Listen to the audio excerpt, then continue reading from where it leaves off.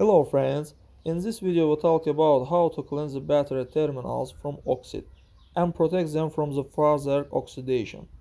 The battery is oxidized from the fact that the terminal is either loosely fixed or electric vapor leaks out there.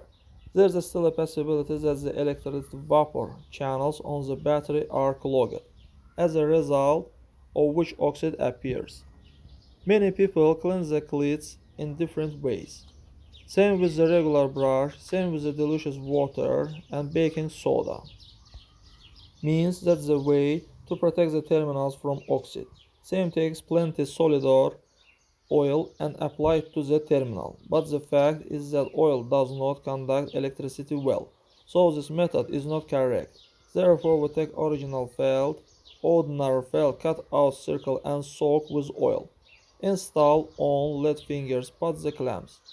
All friends, the clam will not oxidize. Further, there are special spray varnishes from oxide.